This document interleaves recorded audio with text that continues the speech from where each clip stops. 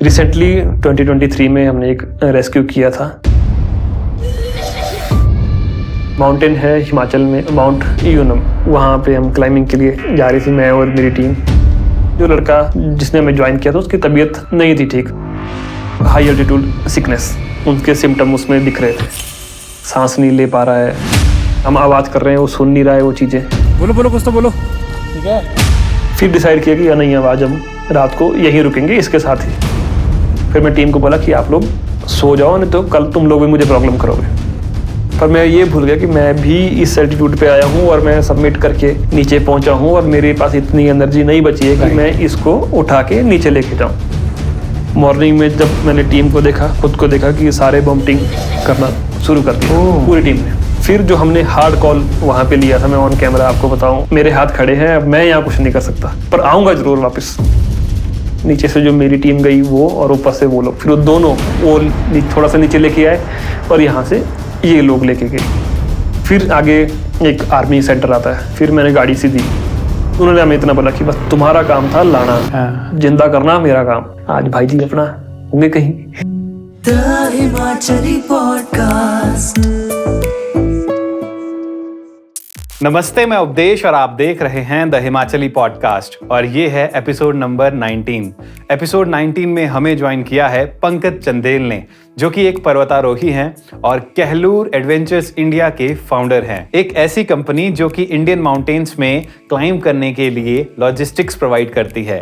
पंकज ने अपनी अब तक की जर्नी हमारे साथ इस एपिसोड में शेयर की है। आप जल्दी से इस एपिसोड को देखिए और हमारे नए यूट्यूब चैनल THP क्लिप्स को सब्सक्राइब करना ना भूलें। Pankaj, welcome to the Himachali podcast. धन्यवाद। कैसा लग रहा है आपको यहाँ के? मेरे को बहुत अच्छा लग रहा है और बहुत ही तगड़ी वाली वाइब आ रही है यहाँ पे। Let's exchange. कैसे हैं आप? मैं बहुत बढ़िया। सो आज द हिमाचली पॉडकास्ट में पहली बार ऐसा हुआ है कि मेरे जो गेस्ट हैं वो मेरे होम टाउन से आए हैं, बिलासपुर से। तो पहली बार दो बिलासपुरी इकट्ठे हो रहे हैं। यस। आप एक माउंटेनियर हैं, तो स्टार्टिंग वहीं से करते हैं कि जो आपकी ये जर्नी है माउंटेनियर बनने की, ये कहाँ से शुरू हुई? मैं स्टार्टिंग का बताऊं, जो माउंटेनियरिंग, तो पहले ये वर्ड नहीं था पता। पहले सिर्फ इतना पता था कि ओके, घास काटने के लिए जाते हैं, थोड़ा हाइट गेन करते हैं, वो वाला उसी पे रहा। ऑफिशियली भी या अनऑफिशियली इसको बोलेंगे, जो हमारे स्पेशली बिलासपुर डिस्ट्रिक्ट में चलता है। जब हम कमरूनाग टेम्पल जाते हैं, मोस्टली लोग बिलासपुर से वहीं से ट्रैकिंग स्टार्ट करते हैं। मैंने भी वहीं से स्टार्ट किया है। वो एक हाइट देखी कि ओके ऐसे ऐसे चढ़ा जाता है। उस टाइम ये नहीं था पता कि इस चीज़ को प्रोफेशनली और शायद पैशन के साथ भी किया, क्योंकि हम तो इसको सिर्फ रिलीजियस पर्पस और बस चले जा रहे हैं। हाँ। ये वाला थोड़ा सा इसमें इंटरेस्ट आना तब स्टार्ट हुआ जब, मैं आपको बताऊं, मैंने अपनी जो बैचलर डिग्री है वो भी टूरिज्म में की है, डिस्ट्रिक्ट बिलासपुर, अपने ही कॉलेज वहाँ से। अच्छा। वहीं से पूरा टूरिज्म में स्टडी। उस स्टडी के दौरान एक चैप्टर या एक कॉन्सेप्ट ऐसा आता है जिसमें आपको खुद के लिए एक टूर प्लान करना होता है। ओके। जिसको हम LDC भी बोला जाता है, लीडरशिप डेवलपमेंट प्रोग्राम, या इसको कैंप इसमें ऑर्गेनाइज करते हैं। तो वहाँ अपॉर्चुनिटी मिली कि आपको एक कुछ भी छोटा सा ट्रैक या कुछ भी आउटडोर प्लान करना है, अपने लिए भी, अपने बैच के लिए भी और अपने जूनियर्स के लिए भी। तो ये कंपटीशन होता है ये वाला। तो वहाँ से ऑप्शन मिला।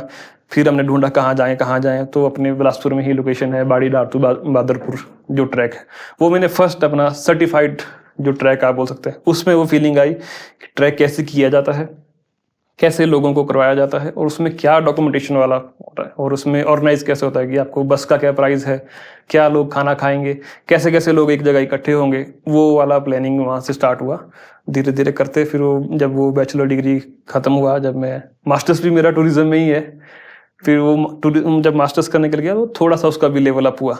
फिर जब वो स्टडी किया, फिर उसमें प्रॉपर उसमें आया, तब पता लगा कि ओके माउंटेनियरिंग के कोर्स होते हैं अगर किसी को इसमें जाना है। फिर जो मैंने अपना फर्स्ट कोर्स किया था वो किया था as a guide course. Himachal tourism भी इसको कोर्स कराता है और हमारे Atal Bihari institute of mountaineering Manali में ये कोर्स होते हैं। तो जब गाइड कोर्स किया तब ये नहीं था पता कि इसके भी हायर वर्जन है। अच्छा। तो जब कोर्स कर रहा था तब बताया गया कि मैं कहा सर इसको आगे ये बड़े कोर्स में दिखाया जाएगा। मैं कहा बड़ा कोर्स? बोले इसका बेसिक किया जाएगा। फिर वो करते करते अपने कोर्स कंप्लीट किए। फिर मैंने basic mountaineering course advance mountaineering course अपना कंप्लीट किया माउंटेनियरिंग वाले में। फिर MOI मेथड ऑफ इंस्ट्रक्टर, इसको हायर कोर्स जो इसमें होता है माउंटेनियरिंग का, वो कंप्लीट किया। इसके साथ साथ फिर जो नॉलेज मिलता गया, फिर अपने स्की के कोर्स कंप्लीट किए, राफ्टिंग के कोर्स कंप्लीट किए, ताकि प्रॉपर एक सर्टिफाइड और एक्सपीरियंस दोनों चीज़ें हो। तो मैं दोनों चीज़ों में आ गया। मेरी मास्टर डिग्री मेरी जस्टिफाई करती है मेरी क्वालिफिकेशन को कि मैं टूरिज्म में उसमें गया। Okay. और जो मेरे माउंटेनियरिंग की जो सर्टिफिकेट है, तो मुझे दोनों में, मैं ऑफिस और ग्राउंड दोनों हैंडल कर पाता हूँ। वाह, वो इस तरह के पैशन और क्वालिफिकेशन दोनों को मिला के आपके सामने बैठे हैं। Very nice, very nice. तो आपने ना ऐसे ऐसे ऐसे ऐसे बहुत जल्दी जल्दी चीज़ें आपने बता दी। थोड़ा सा पीछे आते हैं। ठीक है। सो जो आपने बताया, आप जब बिलासपुर में थे, टूरिज्म वाला जो आपने इसकी आपने कोर्स किया था, इसको BTA इसको बोलते हैं। BTA, bachelor in tourism administration. BTA आपने करा। तो जो आप बता रहे हो कि आपको मौका मिला था एक इवेंट प्लान करने का, राइट? उसमें आपकी मैनेजमेंट की स्किल्स बहुत सारे टेस्ट हुए होंगे, राइट? बिल्कुल। क्या चैलेंजेस थे उस टाइम पे? जो सबसे बड़ा जो चैलेंज किया कि 2 फ्रेंड हैं, दोनों इक्वली फ्रेंड। मैं लेके आया रेट की भाई जी 1000 रुपये पर पर्सन, मैं 800 करा दूंगा भाई। वो जो क्लास में जो कंपटीशन चला ना, और वो जो जूनियर, फिर उनके पेरेंट्स, भाई 800 तो बहुत ज़्यादा ले रहे हो तुम लोग, तो लूट रहे हो। अच्छा। फिर वो प्राइस भी नेगोशिएट करना, कैसे कैसे चीज़ों को मैनेज करना। पर वो मज़ा भी आ रहा था कि ओके, इसकी रिपोर्ट जाने से पहले क्या रिपोर्ट होगी, कौन कौन जाएगा, उसकी लिस्ट बनेगी, इमरजेंसी कॉन्टैक्ट नंबर बनेंगे, किसको इन्फॉर्म करना है, वहाँ क्या खाएंगे, बस में क्या क्या लेना है, वो प्रॉपर एक उसकी लिस्ट भी साथ साथ में वो चेक लिस्ट बनती गई। और आज मिनिमम 8 से 9 साल हो गए वो चेक लिस्ट वैसे ही फॉलो हो रही है। तो जो दूसरा 1000 रुपये वाला बंदा था जिसने आपका किया कि भाई मैं 1000 रुपीज़ में कर लूँगा, ऐसा होता है कि मतलब दोनों में से कोई एक सेलेक्ट होगा, ऐसा रहता है, या 1000 वाला टूर भी जाता है? उसमें दोनों को टाइम दिया जाता है कि आप बताओ 1000 में ऐसा क्या, पंकज ये 800 में तो आपका क्या। फिर जो टीचर ऑब्वियसली लास्ट कॉल तो वहीं से आएगा, फिर वो तो सेफ्टी सब कुछ देखते हुए रीज़न किएंगे। बाद में फिर वो प्रोजेक्ट स्टार्ट हुआ कि ओके पंकज आप करेंगे। क्योंकि मेरे में प्लस पॉइंट क्या था उस टाइम पे कि मैं अपनी बाइक लेके पहले बाड़ी दारतू बहादुरपुर जाके आ गया। अच्छा। मैं फोटोज वगैरह सारे लेके आ गया कि भाई इस पे जाना है, अब तुम बताओ कहाँ लेके जा रहे हो। पूरी R&D तुम ऐसी जगह लेके जा रहे हो जहाँ तुम खुद ही नहीं गए। हाँ। वो सिलेक्ट हुआ, फिर 4-5 बच्चों ने इसको अच्छे से ऑर्गेनाइज किया बढ़िया तरीके से, और सक्सेसफुल होके बढ़िया हमने उसको ट्रैक किया। और वापस उसमें कुछ प्रॉफिट भी गेन किया था उसमें और डिस्क्लोज नहीं करेंगे, रिफंड देना पड़ेगा। वो वाला नहीं कर सकते। पर प्रॉफिट नहीं, उस पर ऐसा था कि ऑब्वियसली पैसे बचे उसमें भी, पर उसका था कि इसको लगाओ उसी पे, क्योंकि उसमें हमारा जो मेन प्रॉफिट था नंबर मिलते हैं उसमें। अच्छा। जो एग्जाम में काम आते हैं। मैं कहा ये इसका ध्यान रखना, मैं बचे हैं लगा दूंगा अभी। फिर वो प्रॉपर करके वो बढ़िया हो गया। ओके। नेक्स्ट फेज क्या आया? फिर हुआ कि masters in travel and tourism.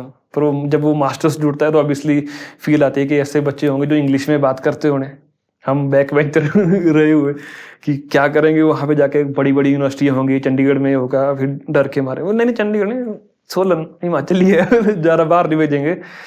फिर सिलेक्ट हुआ महाराजा अग्रसेन यूनिवर्सिटी। अच्छा। वहाँ पे सिलेक्ट हुआ, वहाँ पे टूरिज्म जो हमारे सीनियर्स थे वो वहाँ गए थे, हमने उनको कॉल किया, सर कहाँ, बोले अच्छा है यहाँ। वहाँ फिर वो चीज़ें चेंज हुई, वो ब्लैक बोर्ड से 3D स्क्रीन पे आना, लेक्चर डिलीवर करना, वो वाला। वहाँ से फिर मुझे मज़ा लगा कि ये मैनेजमेंट है, मैनेजमेंट वाले में मज़ा है, अगर अच्छे से स्टडी की जाए तो ये प्रॉपर ये वाला है। फिर उस पर किया, और उस पर फिर अपनी माउंटेनियरिंग की जर्नी भी साथ साथ में, अपने जो कोर्स है माउंटेनियरिंग के वो भी साथ साथ में कंप्लीट किए। क्योंकि जब बैचलर डिग्री की थी तो उसमें छोटे छोटे ट्रैक आते हैं। ओके। जब उस पर जाते हैं मास्टर डिग्री में, तो आपको और बड़े चैलेंज मिलते हैं कि आपको अब पूरी क्लास को फॉर एग्जांपल गोवा लेके जाना है। तो उसमें आपको बस की टिकट करनी है, ट्रेन की टिकट करनी है, होटल करना है, वहाँ क्या खाएंगे क्या नहीं खाएंगे, वो वाला तैयार करना है। फिर वो भी मौका मिला, फिर उसमें टीम बड़ी होती है। गोवा गए आप? हाँ फिर गोवा गए हम पूरी टीम के साथ, हमने खुद ऑर्गेनाइज किया। उसमें हमने ऑब्जेक्शन भी किया था, क्योंकि जब कहा कॉलेज की ओर से कि आपका ऐसा टूर जा रहा है, आपने चलना है, ऐसा चलना नहीं है, ऑर्गेनाइज करना है। क्योंकि हम वो लोग हैं जिसको कल को दुनिया को घुमाना है। अगर मैं खुद ही पैकेज ले लूँगा किसी से तो मेरा क्या फ़ायदा।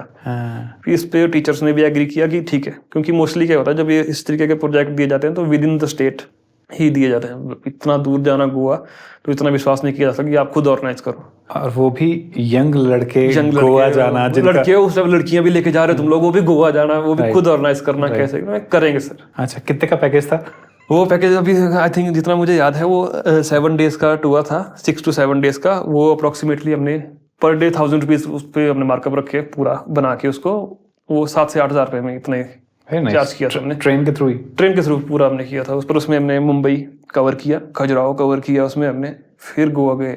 यार ये कोर्सेज मुझे बड़े एक्साइटिंग से साउंड कर रहे हैं, मुझे ऐसा लग रहा है कि ये बहुत सही कोर्स है और मेरे जैसों के लिए तो और सही है, जिसका है कि वो मुझे लगता है कि ओके मैं बाकी अदर सब्जेक्ट में नहीं जा सकता, अच्छा आउटडोर पसंद है, तो क्यों ना प्रोफेशनली इसमें जाएं।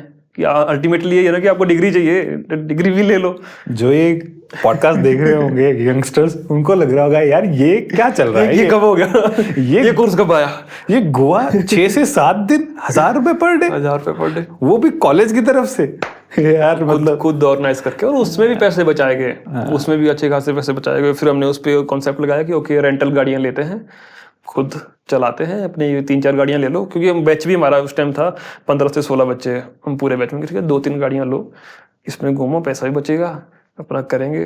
तो ये आपने डिग्री कर ली, मास्टर्स वहीं से करी मास्टर्स हमने वहीं से। उसके बाद का सफर फिर वहां से मैंने स्टार्ट किया, मैं 3 दोस्त अपना जो हॉस्टल खाली करके बैग पैक सीधी दिल्ली की बस। मैं पहली बार दिल्ली में गया 2016 में, दिल्ली, वहां पे आईएसबीटी, वो भी मेरे दोस्तों में मैप बना के कि दिल्ली उतरना, ये वाला फ्लाईओवर क्रॉस करेगा तू और वहां पे ये बस स्टैंड आएगा। ऑटो के चक्कर में मत साला 2-3 चेकलिस्ट पूरी दे दी ये मत करना, बाकी तू जो मर्जी वो कर लियो, और कहीं भी फंस जाए बस बस स्टैंड आना है, वहां तुझे हिमाचल रोडवेज मिल जाएगी, मतलब वहां तेरे को हिमाचली मिलेंगे अगर तू कहीं भी फंसा। 3-4 लोग गए थे, फिर हमने किया सेटअप कि कहाँ जाएं, और मैं इसको बोलता हूँ, आई थिंक मेट्रो में जाने का इंटरेस्ट था कि भाई मेट्रो में जाएंगे, देखी जाएगी कहाँ जाएंगे, मेट्रो के टिकट ले लो तू, बाकी कहाँ उतरना है ले लेंगे। टोकन ले लिया, कहाँ जाना है, 2-3 आगे के स्टेशन दे दो कोई भी, और हम लकीली बैठे हम लाजपत नगर वाले में। अच्छा। और हम स्टेशन भी लाजपत नगर उतर गए। ओके। और उतर के सर्च किया कि ट्रैवल कंपनी नियर में, गूगल में सर्च किया, आगे 15-20 कंपनी में, यहाँ रूम ले यहाँ कंपनी है, यहाँ कमरा लेते हैं। फिर जैसे कमरा ढूंढा, हमें नहीं था पता ये वाला ब्रोकर वाला जो होता है ना प्रॉपर, आप कैसे रूम मिलते हैं वो वाला, कि अच्छा मुझे भी दो, तो ले, घर जाने से अच्छा है तू अभी ले। 3-4 लोगों ने 4-5 हज़ार का कमरा उस टाइम हमें मिला। ओके। फिर नेक्स्ट डे से टास्क स्टार्ट हुआ, फिर हमने 15 कॉपीज निकाली और सब अपने अपने निकल गए कंपनियां सेलेक्ट करके कि इस कंपनी में जाएंगे, इस कंपनी में लगेंगे। तीनों शाम को खाली कि भाई ये तो नहीं हुआ, अब खाने की देखते हैं, खाना क्या करना है। फिर मैं कहा चल जैसे तैसे इसको भी करो, ये भी टास्क ही हो रहा है अपने आप में, मिल जाएगी। फिर जो हमारे सीनियर्स थे उनको हमने कॉल किया कि भाई पहुंच तो गए हैं, फंस गए हैं, नौकरी चाहिए। ओके, उन्होंने हमें बुलाया कि 3 आ जाओ मेरे पास, मैं करवा दूंगा। हम खुश हैं, नौकरी लग गई, और जाते ही सैलरी नहीं मिलेगी 6 महीने के लिए, लगना है लग जाओ। पर उस टाइम पे ये था, मैं क्या चलेगा, करेंगे, कर लेंगे, कोई दिक्कत नहीं है। हमने किया, 1 महीना काम किया। हमने स्पेशली बेचे स्टार्टिंग में 4 धाम पैकेज। 4 धाम पहले इसको पढ़ो पूरा प्रॉपर तरीके से, और कंपनी देखती थी स्पेशली ट्रांसपोर्ट का काम। फिर वहां से मैं आपको बड़ी मजे वाली बताऊँ, ट्रांसपोर्ट वाली, वो ट्रांसपोर्ट डेली उनके 30 से 40 टूर चले हैं अलग अलग डेस्टिनेशन पे, ठीक है। ऑफिस में देखा, मैं बढ़िया है। मैं ऐसे मैं सर गाड़ियाँ कितनी है अपनी, गाड़ी नहीं है अपनी, एक भी नहीं। मैं कहा सर ये बिजनेस कैसे चला है? बोले ऐसे चलता है कि हमारे पास क्वेरी आती है, हम गाड़ी लेते हैं, ट्रांसपोर्ट अलग होता है। मैं कहा अच्छा ये भी है। फिर उन्होंने 1-2 महीने बाद मेरे को बोला कि हम ऐसा कर रहे हैं कि आपके जो 2 फ्रेंड हैं, 3 जो साथ आए, इनको हम साइड कर रहे हैं, आप कंटिन्यू कर सकते हैं हमारे साथ कंपनी में, हम आपको सैलरी देना भी स्टार्ट कर देंगे। अच्छा। फिर वहां से लगा कि मैं गलत काम कर रहा हूँ, ये वाला नहीं लगा सही। जॉब इतनी भी नहीं, सैलरी बेशक लग रहे देने अच्छी, वो लगे थे देने मेरे को स्टार्टिंग इतना में कह रहे 3500 रुपीज अच्छा पर मंथ, ये वाला हम आपको दे देंगे, या फिर अपना रूम का बिल आप हमें भेज दो, हम रूम का खर्चा आपका उठा लेंगे। जैसे उन्होंने बोला ये वाला, सब दोस्तों ने शाम को डिस्कस किया, यार तू नहीं, हम नहीं जाएंगे। फिर मैंने तीनों ने इकट्ठे रिजाइन मार दिया वहां से कि नहीं करेंगे। फिर डाला नेट पे टॉप 10 माउंटेनिंग कंपनी ने इंडिया। फिर वहाँ जो निकली उसमें हम गए। वहाँ जब सिलेक्शन हुआ, इंटरव्यू हुआ प्रॉपर वाला। इंटरव्यू का तो मैं आपको और मजे वाला बताऊँ, ये इंटरव्यू हुआ पहले तो स्टार्टिंग में, ओके नाम पता बताओ, कहाँ से आए हो, हिमाचल से, ओके। फिर चली क्वेश्चनिंग कि ये कैसे होता है, पैकेज कैसे डिज़ाइन होता है, यहाँ से ये कितना है, और सारे क्वेश्चन नील, एक भी आंसर ऐसा नहीं मैंने दे रहा हूँ। तीनों बैठे हैं कि भाई नहीं होगा हमसे, और उन्हें हम लिटरली बोल दिया कि आप ऐसा करो, फिर से डिग्री करके आओ। अच्छा, कि ये तुमने वेस्ट कर दिया। और ये उनकी वर्डिंग थी जो इंडस्ट्री में 30 साल इंडस्ट्री में दे चुके हैं और काफ़ी हाई प्रोफाइल पे थे। मतलब यूजुअली वो इंटरव्यू लेते नहीं, HR लेते थे उस टाइम, वो भी फ्री थे, वो मजे लेने के लिए आओ तुम सारे अंदर आ जाओ। लिए लास्ट क्वेश्चन जाने से पहले उन्होंने कहा कि ऐसा करो, ये A4 शीट पेपर लो, इस पर लिखो आप कहाँ कहाँ घूमे हैं, ट्रैवल एक्सपीरियंस बताओ, बाकी तो आपका 0 है। उसमें मैं निकल गया, क्योंकि मैं बताया आपको ड्यूरिंग बैचलर डिग्री पूरा हिमाचल कवर कर लिया था, गाड़ी में, पैदल, बसों में, HRTC में घूम घूम के छोटे छोटे ट्रैक अपने कर लिए थे। वो पूरा पेपर भर दिया और मैं दिख रहा हूँ खाली खाली खाली, मैं क्या बाबा हो गया। फिर लिया उन्होंने भी, हाँ तुम ऐसा करो, बाहर काम सीखो।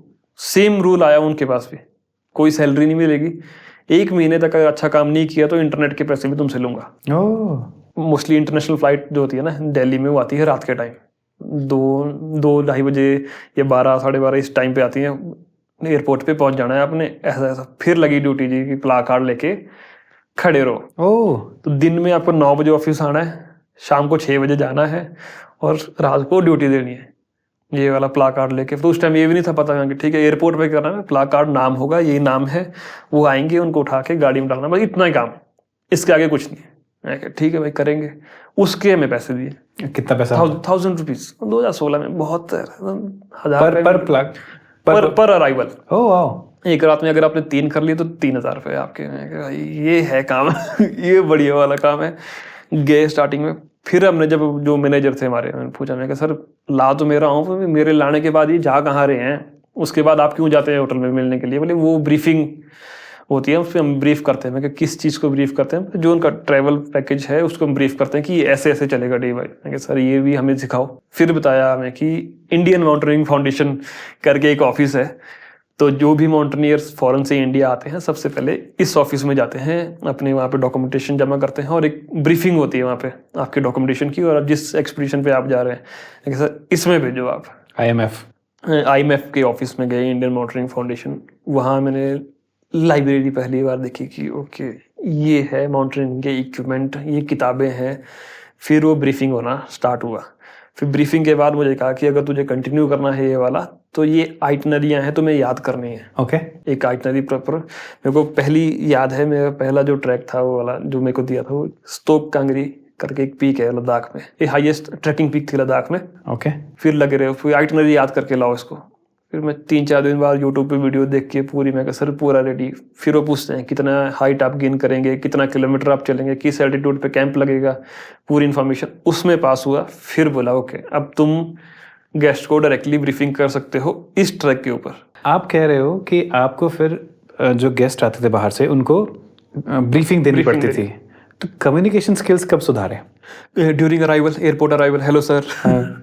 मैं बड़ा चीज़ को मानता हूँ, जिस पर्सन को हिंदी इंग्लिश दोनों आती है, मैं बहुत अनकंफर्टेबल होता हूँ उसके सामने इंग्लिश बोलने में। अच्छा। उस टाइम पे। अच्छा। जिसको आती है अंग्रेजी है बोल, जो बोला बोल, नहीं लग रहा पता। जहाँ हिंदी आ रही है वहाँ हिंदी बोल दे बीच में, हाँ। वो जहाँ इंग्लिश आ रही है वहाँ इंग्लिश। पर मैंने फॉरनर में फिर वो जज किया कि वो इस चीज़ पे जज नहीं करते। They don't judge। हाँ, उसको कॉन्सेप्ट से मतलब है कि ओके कॉन्सेप्ट मेरे समझ आना चाहिए, जिस चीज़ के लिए मैं आया हूँ। हाँ। उसमें कंप्लीट नहीं आनी चाहिए। ये इंडियन लोग हैं। इंडियन में होता कि अच्छा ईज की, ओ यहाँ आर लगना था, ये ING नहीं लगाया, ग्रामेटिकल वो काफ़ी चीज़ें, फिर वो नर्वस होना शुरू होता था। फिर वो 4-5 महीने का जो वो पीरियड रहा ना प्रॉपर, उसमें बैक टू बैक 4-5 महीने मिनिमम 500 फॉरनर से मिलना, आधा घंटा बैठना उनके साथ गाड़ी में। फिर हो गया ये वाला कि अब ये डर तो खत्म हो गया, क्या छोटी फूटी जैसी भी है बोल देंगे। कैसे वेलकम करते थे उनका आप? Let's say I am your. मैं करता था पहले ये वाला, हिमाचल में क्या, बिलासपुर में क्या होता है ना, हम करते थे नमस्ते ना, बिलासपुर में जय जय, मैं कहता हूँ नमस्ते। गेस्ट को जय जय, what is Jai Jai? It's like okay it's a symbol of namaste. Okay namaste namaste India. Yes okay, so here is car, open door, sit, relax. ये वाला। फिर उनको वो फूल मिलाए उनको डाल के, दिस इज होटल। अच्छा एयरपोर्ट से लेके होटल तक मेरे को सिर्फ एक ही चीज रहती कि ये रास्ते में पूछ नहीं लें कि ये क्या है।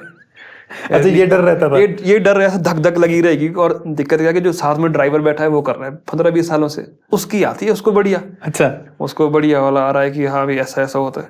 वो भी आपको जज कर रहा है बाय द वे? वो भी जज कर रहा है। हाँ। और जैसे गेस्ट ने, ड्राइवर का क्या होता है, ड्राइवर बोलता है गेस्ट से बात करो, इसको खुश रख, इसको क्योंकि मैंने तो पूरा टूर करना है इसके साथ, तो इसको खुश रख, इसको पूछ इससे सब ठीक है। मैं बच रहा हूँ उन क्वेश्चन से कि ये नहीं पूछने, बस बैठा है इसको दे अपना फोन चलाने। ये उस टाइम की थॉट प्रोसेस थी। उस टाइम का। फिर उन्होंने जैसे पूछ लिया कि ये एरोसिटी है, ये क्या है। मेरे को सिर्फ इतना पता था कि एयरपोर्ट से होटल कितना दूर है तेरा, उस होटल में कैसे चेक इन कराना है, ये वाला पता है। बस इसके बीच में मत पूछना कुछ भी। कि ये फ्लाईओवर कहाँ गया, कौन सा जियो का नेटवर्क काम करता है, कि कौन सा नेटवर्क इंडिया में काम करता है, कि कितनी पॉपुलेशन है दिल्ली की। कुछ नहीं पूछना, नहीं कुछ नहीं तूने। और तो ये मत पूछना किस गाड़ी में बैठा है, इनोवा है, मैं इतना ही पता है बस इनोवा। ये नहीं पूछना कितना किसकी है, क्या है, पता सारा है, बोलूँ कैसे। कम्युनिकेशन वाला। फिर उसमें जज कब हमें को प्रॉब्लम पता लगी कि प्रॉब्लम इन्फॉर्मेशन है, मैं डर रहा हूँ ड्राइवर के सामने। क्योंकि जब मैं गेस्ट को होटल के अंदर लेके जा रहा हूँ तो मैं पूरी आइटनरी बोल रहा हूँ कि ड्राइवर का डर, वो डर आ रहा है माइंड में, वो जजमेंट का जो डर है ना मेरे उसमें, वो आ रहा है। फिर दोस्त जो थे, मैं तुम लोग भाई हमें बोले तू तो फिर भी ठीक कर रहा है, हमारा तो वो भी नहीं हो रहा। मैं कि कैसे इसको ठीक किया जाए, मूवी देखो हॉलीवुड की ये वाला। फिर मैं कहता तो हम वैसे भी देखते थे पर इस कॉन्सेप्ट से नहीं देखी थी कि फिर स्टार्ट की। फिर अपने जो मैनेजर थे वो ये था, अच्छी किस्मत थी कि वो शिमला के थे, उन्होंने उस पर फोकस किया कि पंकज मैं समझ गया हूँ ये वाली प्रॉब्लम है, इसको ऐसे सॉर्ट आउट करूँगा और मैं तेरे साथ चलूँगा अराइवल पे। फिर वो साथ गया तो फिर उन्होंने पूरा okay welcome to India sir, this is Aerocity, this is the hotel, this kind of activity we are going to do. फिर मैं समझा ओके, मैं क्या कुछ नहीं है, मैं क्या बस भाई ने, और उसमें भी गलतियां थी ओके और मैं उनको जज कर रहा हूँ कि भाई इसने तो गलत बोला पर ये रुका ही नहीं, ये तो उसी फ्लो में निकल गया। फिर मैं क्या भाई, मैं क्या ये गेम ही कॉन्फिडेंस की है सारी, और आसपास वालों को भूल जाओ और ये कुछ नहीं है। फिर क्योंकि आपके गेस्ट को अगर वो समझ में आ रहा है फिर कुछ नहीं है, बाकी कुछ मैटर नहीं करता। क्योंकि मैं जज वाला जो प्रॉब्लम आ गया था ना वो वाला, उस पे फंस रहे थे। पर धीरे धीरे हुआ, IMF ब्रीफिंग, वो ब्रीफिंग होती है 1 से 1.5 घंटे की, आपको प्रॉपर फिर से IMF के वहाँ डायरेक्टर बैठे होते हैं, वो एक्सप्लेन करते हैं, आपको खुद बैठना पड़ता है। फिर मौका दिया जाता है आपको कि जैसे फॉर एग्जांपल मैं आपको बताऊं, गंगोत्री में रीजन में आपका एक्सपीडिशन चल रहा है, तो इस गाइड से पहले एक आता है ट्रैवल एस्कॉर्ट। ओके, एस्कॉर्ट का काम होता है कि वो गेस्ट को एक प्लेस से उठाता है और एक पर्टिकुलर प्लेस पे ड्रॉप करता है। ओके, इस बीच में वो गाइडिंग नहीं करता, इन्फॉर्मेशन नहीं देगा वो सारे एरिया की, गाइड अलग होगा। अच्छा, वो एस्कॉर्ट करेगा ताकि ड्यूरिंग ट्रैवलिंग गेस्ट को कोई दिक्कत नहीं आए। तो वो मेरे लिए अच्छा रहा, मैं ये टाइम मिल गया। तो इंग्लिश में तो फिर वो प्रॉब्लम अब तो नहीं आती है अब तो ठीक चल रहा है। हाँ। अब तो ये नहीं है, अब जजमेंट वाला भी भूल गए, अब जैसी है अच्छी है, सामने वाले को कम्युनिकेशन पूरा जा रहा है, समझ रहा है। That's it. इतने साल हो गए ना आपको ये सब चीजें करते हुए? इसको 10 साल हो गए प्रॉपर, 10 साल डिग्री कंप्लीट और ये वाला एक्सपीरियंस करते करते हो गया। तो जो पहला एक्सपीडिशन आपको मिला था लद्दाख वाला, हाँ, तो उसके बारे में फिर बताइए। उसमें मेरे को दिया गया कि आपको ये फॉरेनर गेस्ट आ रहे हैं, इनके बारे में पूरी इन्फॉर्मेशन, कहाँ से आ रहे हैं, क्या क्या ये क्वेश्चन पूछ सकते हैं। जो सीनियर थे उन्होंने एक चेकलिस्ट बना के दी थी कि मोस्टली ये चीज़ें पूछी जाएंगी, और जहाँ तू फंस जाएगा वहाँ सीनियर गाइड। और वहाँ पे ये बिलासपुर नहीं बढ़ना है कि भाई मैं मतलब ना, जहाँ फंसे ये गाइड है सीनियर। फिर जब हम लद्दाख लैंड हुए, वहाँ पे एयरपोर्ट पे पहुंचे, ठीक है, मैं चीज़ें ऑब्जर्व करता गया कि ओके फॉरेनर्स को ऐसे ऐसे चेकलिस्ट होती है इनकी, ऐसे ऐसे चलते हैं, बस मेरे को वो सीखना था। फिर होटल में कैसे चेक इन कराते हैं, फिर वहाँ गाइड मिला, लोकल लद्दाखी गाइड। फिर वो एक एक चीज़ सिखाते गए कि जब एक्सपीडिशन चलता है तो ऐसा ऐसा खाना हम लेके चलते हैं, इतने डेज का लेके जाते हैं, ये हमारे रेस्क्यू प्लान। क्योंकि उनको भी मौका मिल रहा था किसी को बताने का, वो पूरी चीज़ें बताते गए, गेस्ट भी पूरा कि पंकज देख हम ये सामान लेके आए हैं अपनी कंट्री से। तो मैं आपको ना यही रोकता हूँ बिकॉज हमें भी बहुत क्यूरियोसिटी है इस चीज़ को लेके। तो आप बताओ ना, जो आपको उस टाइम ब्रीफिंग हुई थी कि क्या क्या खाना लेके चलते हैं, क्या क्या इक्विपमेंट्स चलते हैं साथ में, ओके, जब भी एक्सपीडिशन चलती है। एक्सपीडिशन जब भी चलती है मोस्टली इसमें फूड रखा जाता है, dry food, Okay. Dry fruits जो हमारे होते हैं ये। बाकी नॉर्मल खाना एक यूज़ करते हैं माउंटेनिंग में, MTR एक रेडी टू ईट फूड होता है। Okay. इसमें सिंपली है कॉन्सेप्ट, मैगी वाला ही कॉन्सेप्ट है, पर एक फूड अच्छा फूड होता है प्रोटीन वाला। इसको हम यूज़ करते हैं हाई एल्टीट्यूड ट्रैक के लिए। ठीक है, वो हम प्रॉपर क्वांटिटी में लेके जाते हैं, और जहाँ बेस कैंप लगता है वहाँ प्रॉपर खाना घर वाला। ओके, आपको दाल चावल जो भी चपाती हम जो भी खाते हैं वो वहाँ पे मिलेगा। बेस कैंप में सारी चीज़ें मिल जाएंगी। बेस कैंप का जो सामान है वो ख़त्म हो जाए कोई बात नहीं, वो फिर से पहुँच जाता है अगर बेस कैंप नज़दीक है रोड एंड से। हाई एल्टीट्यूड पर अगर चले गए, वो सामान की जो लिस्ट है और वो सामान जिन बैगों में पैक होगा उसके ऊपर गाइड को हमेशा नज़र रखनी है। ओके, क्योंकि अगर ये गायब हुआ पूरा एक्सपीडिशन खत्म हो जाएगा। अच्छा, क्योंकि अगर जिन घोड़ों के ऊपर जा रहा है तो आपको उस घोड़े पे भी नज़र रखनी है कि इस पे ये सामान डला, क्योंकि वो बहुत महंगा सामान है। और बहुत ज़रूरी है। खाना बनता कैसे है वहाँ पे, मतलब बेस कैंप में तो हम केरोसिन ऑयल यूज़ करते थे पहले, फिर एलपीजी गैस, ओके। जहाँ पे ऑक्सीजन लेवल थोड़ा सा कम हो जाए और जहाँ बर्फ़ काफ़ी ज़्यादा मात्रा में हो, हम सामान नहीं उठा पाएँ, वहाँ पे ब्यूटेन यूज़ करेंगे। बस तोप कांगरी का बेस्ट ये था कि वहाँ लगता था बेस कैंप, और बेस कैंप से डायरेक्ट सबमिट था। अच्छा, बीच में कोई कैंप टू बीच में एक कैंप था, पर उसको मोस्टली कंपनी स्किप कर देती थी कि कर लेंगे, अगर टीम फिट है तो उस पर कोई कैंप, क्योंकि वो थोड़ा रिस्की जोन में था वो वाला कैंप, तो वहाँ नहीं लगाएंगे।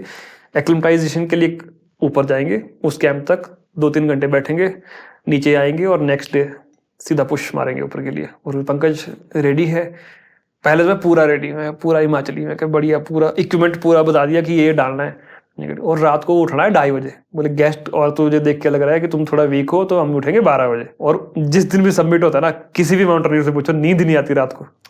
प्रो किया, वो बहुत अच्छा एक्सपीरियंस रहा।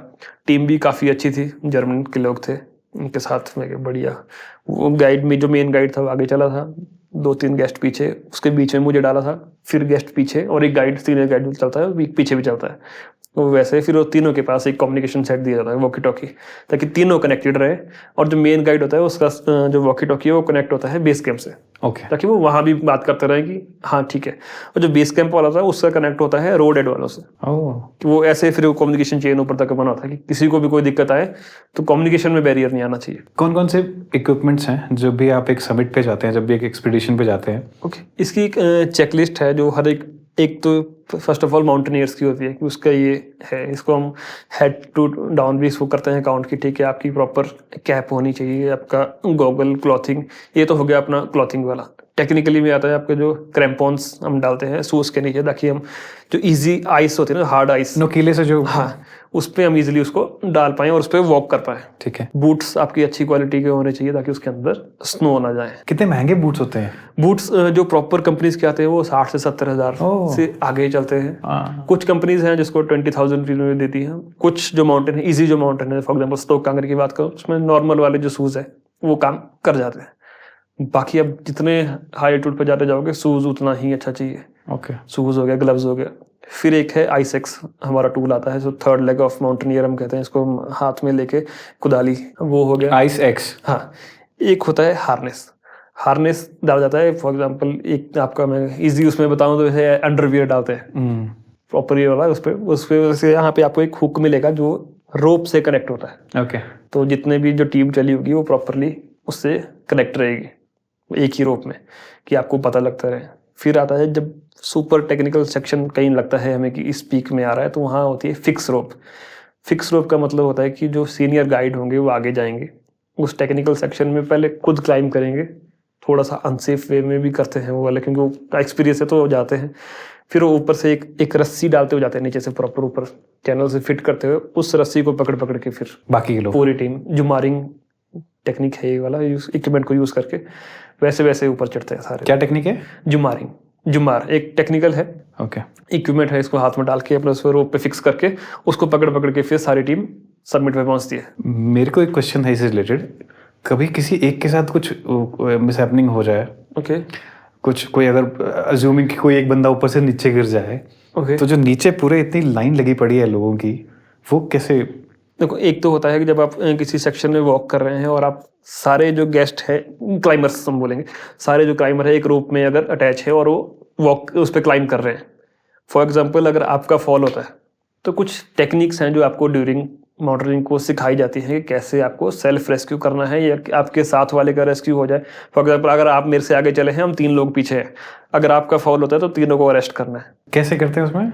उस पर है आइसेक्स, जैसे आपका आइसेक्स है उसको आपको, जैसे आपका फॉल हुआ, आप है उसी रूप में, तो जल्दी से उस आइसेक्स को आइस में गाड़ना है। अच्छा। जल्दी से उसको लगा देना, और ये तीनों करेंगे इकट्ठा, और ये बोलना है साउंड सेल्फ अरेस्ट, हाँ, ताकि वो सारी टीम को पता लग गया। और जो गिर रहा है, सबसे बड़ी जिम्मेवारी है उसको, जैसे वो गिर रहा है उसको जोर से आई एम फॉलिंग, उसको बहुत जोर से बोलना ये चीज, कि ये साउंड जिसने बोल दी, आपको कुछ नहीं देखना कौन गिरा, बस उसी टाइम पे गाड़ देना अपना, कि मैं नहीं जाना चाहिए अब कहीं नहीं। ये फिक्स है फिर इसमें वाला।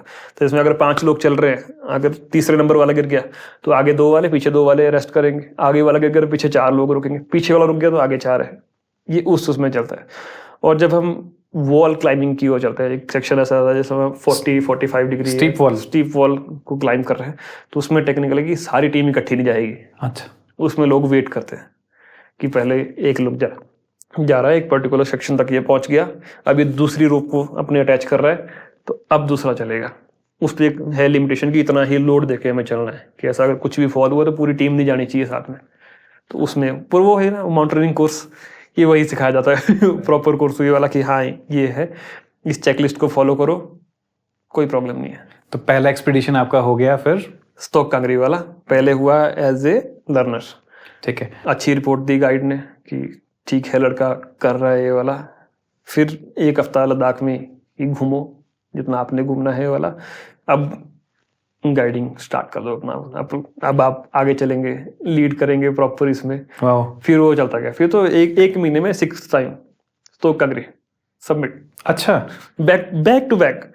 एक बार किया, ओके रिपोर्ट अच्छी, सेकंड टाइम सीनियर गाइड साथ में रहेंगे, ऑब्वियसली वो तो रहेंगे साथ में, वो तो 1 साल तक साथ में रहे, वो करते करते कि ठीक है ऐसे ऐसे क्लाइंब करता जा, अच्छा कर रहा है, लीड कमांड अच्छी है, रास्ता कैसे ओपन करना है ठीक है, नोट्स अच्छी लगा रहा है, अच्छे से टाई कर रहा है, वो हर एक चीज़ चेक करती है कंपनी, जो गाइड भी आते हैं। तो उसके बाद फिर चलता गया, 2019 तक अच्छा चल रहा था। ओके, 2020 में मुझे था कि अब जो मेरे करियर को ये बूम देगा, 2-3 साल का एक्सपीरियंस अच्छा हो गया, और भाई जी फिर एंट्री हुई हमारे कोरोना की। पर लॉकडाउन भी ठीक रहा, ऑब्वियसली काफ़ी चीज़ें सीखने को मिली, डिजिटल की ओर थोड़ा मैं ज़्यादा आ गया। आगे का सफ़र कैसा रहा फिर? आगे का सफ़र थोड़ा सा चैलेंजिंग इसलिए आ गया, मैं कंपनी में गया, उन्होंने कहा कि ओके पंकज ऐसा करो, हम वेबसाइट को ना डेवलप कर रहे हैं, प्रोजेक्ट बना के लाओ, आप कैसे इसको हम और अच्छे से लाएं। 2 महीने पूरे all over around the world company ने स्टडी की, A4 शीट पे उसका प्रॉपर लेआउट बनाया कि ऐसी ऐसी कंपनी दिखेगी, यहाँ पे गाइड की प्रोफाइल आएगी, यहाँ पे हम माउंटेनिंग की इन्फॉर्मेशन देंगे, यहाँ पे वीडियो सेक्शन आएगा, प्रॉपर वो बनाया। और ऐसे मीटिंग में बैठे हुए दोनों फाउंडर भी थे और काफ़ी अच्छी फैकल्टी थी कंपनी की। मैंने अपना प्रोजेक्ट सबमिट किया और उन्होंने कहा कि क्या गारंटी है इससे काम आ जाएगा। ऑब्वियसली कंपनी भी फ्रस्ट्रेटेड थी क्योंकि पिछले इतने टाइम से काम नहीं आ रहा था। काम आ जाता तो खुद नहीं खोल देता, इसकी गारंटी होती है, अगर गारंटी नहीं है ना सर, ये आइडिया है, अगर but this is the process, अगर इस पे हम काम करते हैं तो मुझे है इस पे कि ये आ जाएगा। ओके, जब मैंने ये लाइन बोली उनको कि सर गारंटी होती तो खुद की खोल लेता, और वहां से भी सेम पंच आया तो खोल ले। अच्छा, तो खोल ले। फिर मैं थोड़ी देर के लिए वो साइलेंट वाला ऑकवर्ड जैसा माहौल हुआ, और ओके सर, फिर क्या what do you mean by okay, क्या सर बस आपने जो बोल दिया आपकी वर्डिंग पे आप देखते हैं, अब आपका कहाँ मैं मानूंगा, आपका कहाँ माना जाएगा, देखते हैं कहाँ तक है, पर एक कोशिश अब मैं कर लूंगा। और जाते टाइम भी बोला देख लो भाई, तुम्हें लगता है क्या सर हो जाएगा। फिर मैं जब वो छोड़ी कंपनी में कुछ नहीं लाया वहां से, मैंने जो प्रोजेक्ट फाइल दी थी मैं उसको लेके आ गया। अच्छा, मैं पहले सोचता था कि हमारी जो एजुकेशन है स्पेशली इंडिया में कि हमें जॉब की तरफ ही लेके जाती है। ओके, फिर समझ आया कि नहीं ये नहीं लेके जाती, ये तो सब कुछ सिखाया है, हमने नहीं सीखा। फिर जब मैं कंपनी खोलने लगा तो वो सारी चीज़ें याद आती रही कि अच्छा बैचलर डिग्री में बताई थी ये चीज़, ऐसे ऐसे प्रोसेस होता है डॉक्यूमेंटेशन वाला ये। फिर डॉक्यूमेंटेशन की चेक लिस्ट बनाई, ओके ये यहाँ से चाहिए होता है। फिर पता लगा MOI कोर्स होता है, हिमाचल में है ये वाला रूल, माउंटेन स्टेट में मोस्टली में है कि आपको ये वाला कोर्स जब आप करेंगे then you are eligible to registered as a adventure company. क्या होता है उस MOI कोर्स में? MOI कोर्स है मेथड ऑफ इंस्ट्रक्शन कोर्स है। इसमें आपको फिजिकली और प्रैक्टिकली दोनों चीज़ें करनी पड़ती हैं। फिजिकल एक्टिविटी तो हम बेसिक और एडवांस पे अपने कर रहे थे कि ये माउंटेन क्लाइंब करना है, कैसे नॉट्स लगती हैं, क्या टेक्निक्स हैं, वो तो एक रिवीजन था। मेन टास्क आ गया कि अब आपको लेक्चर हॉल में बैठ के 30 से 40 या 50 बच्चों के बीच में बैठ के लेक्चर देना है। फिर उस चीज़ को क्या बहुत डीपली एक एक प्रोडक्ट के बारे में कि ओके इसको आइसेक्स बोलते हैं, अच्छा आइसेक्स क्या होता है, वो क्वेश्चनिंग वैसे आना। और सबसे पहले ये वाला जो लेक्चर होगा ये आपको बेसिक के सामने नहीं, आपको अपने बैच के सामने देना है। जो अपना ही बैच है, अब उनको तो पूरी नॉलेज है आइसेक्स क्या है, वो क्वेश्चनिंग इसको राइट हैंड में क्यों, लेफ्ट में क्यों नहीं, ये काला क्यों है, इसका ये ऐसा क्यों है, वो वहां से क्वेश्चनिंग शार्प, वो थोड़ा टेस्ट के लिए होता है कि आप खुल जाए। फिर जब मैं कोर्स के सामने गया अपने बेसिक के सामने तो बढ़िया से हो गया, कोर्स अपना कंप्लीट किया। ओके, बिलासपुर के पहले बने हम इस चीज में कि अच्छा प्रॉपर सर्टिफाइड माउंटेनियर बिलासपुर से। ओह वाह। इंडिया के ऊपर जो सबसे बड़ी नेशनल बॉडी है माउंटेनियरिंग की वो है इंडियन माउंटेनियरिंग फाउंडेशन, IMF। हाँ, वहाँ से आपको अपनी कंपनी रजिस्टर्ड करानी पड़ती है। परमिट किसी भी माउंटेन का अगर आपने लेना होगा तो IMF से, और अगर आपके पास फॉरेन गेस्ट आ रहा है तो उसको IMF से ही रजिस्ट्रेशन कराना पड़ेगा। उसके लिए आपकी कंपनी वहाँ पे रजिस्टर्ड होनी चाहिए। वो पूरा डॉक्यूमेंट आपके स्टडी करेंगे, फिर आपको वो अप्रूवल मिलेगा। और वो मेरा सब कुछ सारा क्लियर थे, सारे डॉक्यूमेंट क्लियर थे, फिर वो अप्रूवल मिला कि हाँ ओके, कंपनी चलाने के लिए आपका ये सारे डॉक्यूमेंट क्लियर हैं। ओके। नाम में बहुत कंफ्यूजन हुआ।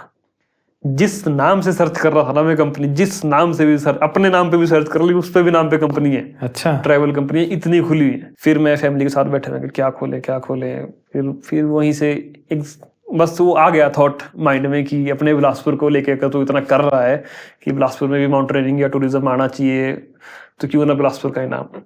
फिर आया वहाँ से कहलूर एडवेंचर्स। क्या बात है।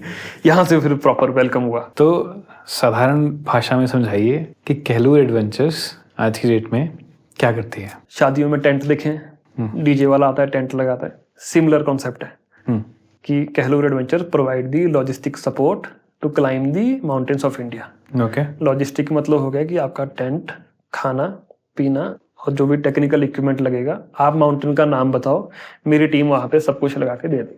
वो शादी वाले कॉन्सेप्ट, मतलब इसमें आप इजीली समझ जाएंगे कि मैं टेंट वहाँ पे लगा के दे दूंगा, किचन वाला वहाँ खाना बना के दे देगा, ये सारे इक्विपमेंट हैं, ये गाइड हैं, आप आराम से, मैं आपको ट्रांसपोर्ट का, आपको परमिट सब कुछ लेके दे दूंगा। और ये है, ये बेसिकली कहलूर करती है। इस कहलूर में को और आगे बढ़ाने के लिए, बड़े लेवल पे लेके जाने के लिए मैंने ना कभी खुद को प्रमोट किया एज ए पंकज चंदेल, कहलूर को भी हमने थोड़ा इस पे कम रखा। हमने जो मेन काम किया द माउंटेन्स ऑफ इंडिया, क्योंकि मुझे लगा कि एजुकेशन एक ऐसी चीज़ है जिस पे लोग जल्दी आ जाते हैं। इस पे जल्दी लोग सीखने की इच्छा है कि माउंटेनियरिंग क्या है, इंडिया में कौन कौन से माउंटेन है। फिर जब मैं पढ़ने लगा कि ओके माउंटेनियरिंग कहाँ लोग ज़्यादा जाते हैं, फिर पता लगा कि मोस्टली जो माउंटेनियर्स हैं अराउंड द वर्ल्ड वो हमारी नेबर कंट्री या तो इसमें जा रहे हैं, नेपाल में, या मोस्टली लोग पाकिस्तान जा रहे हैं। फिर मैं इसका रीज़न पता लगा क्यों, कि एवरेस्ट एक रीज़न है, एवरेस्ट हो सकता है ठीक है। फिर पता लगा कि पूरे वर्ल्ड में 14 ही ऐसे पीक्स हैं जो अबव 8000 मीटर हैं, उसके लिए लोग क्रेजी हैं। राइट। काफ़ी लोग उस पर क्लाइंबिंग के लिए जाते हैं, जिसमें से 5 तो पाकिस्तान POK में है ना। हाँ, कुछ उसमें POK में, जिसमें हम इंडियंस अलाउड नहीं है क्लाइंबिंग के लिए। बाकी जो नेपाल वाले हैं उस पर हम क्लाइंब कर सकते हैं, चाहे उसको हम तिब्बत या चाइना साइड से क्लाइंब करें, चाहे उसको इंडिया से, उस पर नेपाल साइड से क्लाइंब करें। पाकिस्तान ने बैन लगा रखा है बेसिकली। पाकिस्तान ने क्लियरली बैन लगा के है, नो इंडियन कैन क्लाइम्स इन पाकिस्तान। आप विजिट कर सकते हैं, टूर ले सकते हैं पाकिस्तान का, जो जहाँ भी आपने जाना हो अपना भी जाओ, क्लाइंबिंग के लिए हम लोग अलाउड नहीं है। कौन कौन से वो हैं 5? वो 5 इसमें जो मोस्ट फेमस है वो तो है K2। हाँ, K2 है। एक है उसमें जीवन करके है, जीवन G2, गिरिस्बम इसको पीक का नाम है। 2-3 ऐसी पीक्स हैं जिस पे हमें मना कर दिया कि इस पीक को आप नहीं क्लाइंब कर सकते। K2 is a very famous. K2 बहुत बहुत फेमस पीक है। नेपाल की जो कंपनीज थी बड़ी बड़ी, उनको मैंने बहुत बहुत डीपली उनको स्टडी किया। इतना स्टडी किया कि मैं खुद एवरेस्ट बेस कैंप गया, मैंने ये तक देख के आया कि वो कौन से चम्मच यूज़ कर रहे हैं, कौन क्या उनके गाइड हैं, क्या उनके टेंट है। मैं सारा लिख के लाया, सारे फोटोज़ लेके आया, और स्पेशली मैंने उनसे बैठ के ये बात की कि मुझे ये बताओ कि तुम्हारा रेस्क्यू प्लान क्या है। फिर पता लगा कि रेस्क्यू के जो प्लान है पूरे वर्ल्ड में नेपाल में सबसे ज़्यादा बेस्ट है। तो इसी के बारे में पहले बात कर लेते हैं। हाँ। तो क्या क्या रेस्क्यू प्लान्स होते हैं? सबसे पहले तो गेस्ट जो जा रहा है वो सर्टिफाइड हो और एक्सपीरियंस वाला हो। ये सब रेस्क्यू वाले में उसमें आता है। ओके। कि अगर मेरा रेस्क्यू हो रहा है तो मेरा जो दूसरा गेस्ट है वो सर्टिफाइड है, वो भी बचाएगा, तो वो भी, आप भी रेस्क्यूअर ही है, आप क्लाइमर नहीं, उस टाइम आपका काम रेस्क्यू वाला ही है। तो उस टीम का पूरा पता होना चाहिए कि उस टीम में कौन कितना एक्सपीरियंस वाला है। उसके बाद है इंश्योरेंस। बिना इंश्योरेंस के मेरी कंपनी में कोई क्लाइम नहीं करेगा, चाहे वो हाई एल्टीट्यूड ट्रैक है चाहे वो नॉर्मल है। इवन जब दिल्ली से मनाली भी जा रहा है तो मेरा स्टाफ भी इंश्योर्ड होना चाहिए। इंश्योरेंस का प्रॉपर तरीके से हम चलेंगे। हम छोटा ट्रैक हो बड़ा ट्रैक हो, हम इंडियन माउंटेनियरिंग फाउंडेशन का परमिट लेंगे, हम लोकल गवर्नमेंट का परमिट लेके प्रॉपर तरीके से। वो सारा हमारा रेस्क्यू में चल रहा है, वो बाद में हमारे इसमें काम आता है।